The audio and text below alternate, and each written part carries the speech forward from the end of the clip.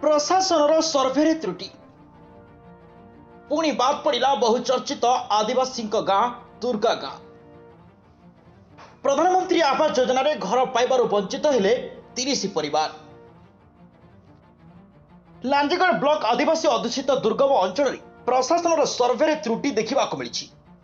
ग्राम पंचायत कोटिया कंद उन्नयन संस्था और ब्लॉक प्रशासन चरम अवहेला जो आवास योजना रे घर निर्माण पर पुणी बाद पड़ा बहुचर्चित आदिवासी तुर्का गाँव 30 परिवार।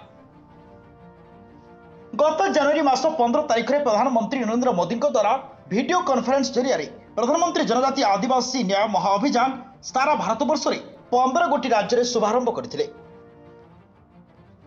एही परिप्रेक्षी में कलाहांडी जिला लांजीगढ़ ब्लॉक कार्यालय परिसर में प्रधानमंत्री जनमन योजना कार्यक्रम में वीडियो कॉन्फ्रेंस जरिया शुभारंभ होता बेले एथिरे कलाहांडी तत्कालीन जिलापाल पी अन्वेश्वर रेड्डी, पूर्वतन कलाहांडी लोकसभा सांसद बसंत पंडा सहित ब्लॉक विभिन्न पंचायत आदिवासी माने उपस्थित थे।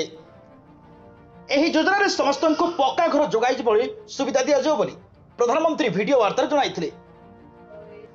एथिरे लांजीगढ़ ब्लॉक जनजाति संप्रदायर 26 गोटी पंचायत 276 गोटी आदिवासी गाँव 7000 ऊर्ध्व आदिवासी परिवार होता बेले आवास योजना वंचित 5000 आदिवासी परिवार यह योजना उपकृत हो पारे बोली जना पड़ा।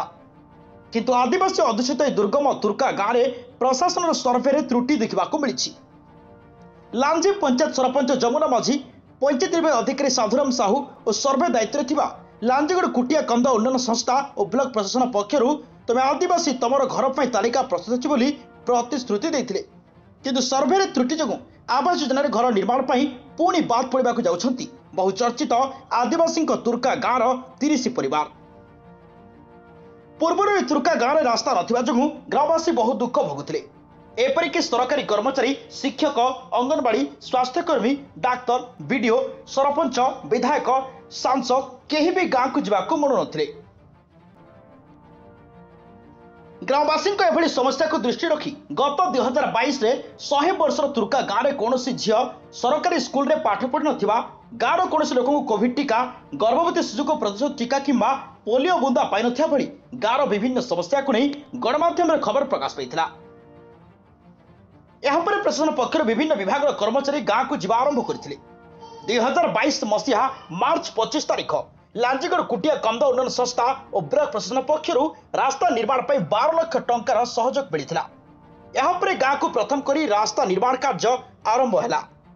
100 वर्ष पर 2022 अप्रैल 7 तारिख में गाँव को आंबुलांस पहुंची था। तेज एभली गाँव समस्या को धीरे धीरे समाधान होगा पर तुर्का गाँ लोके बेस खुशी थे। पुणी आवास योजना तुर्का गाँव तालिका नथिबा जोगु ग्रामर 30 परिवार असंतोष प्रकाश करिसेंती। एने लांजीगढ़ वीडियो शशांक पात्र को पचरारू यह सर्भे लांजीगढ़ कुटिया कंद उन्नयन संस्था करथिला।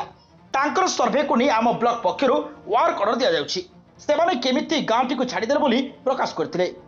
एणु एथिप्रति जिला प्रशासन केंद्र और राज्य सरकार तुरंत दृष्टि देवाकू अंचलवासी दाबी करिसेंती।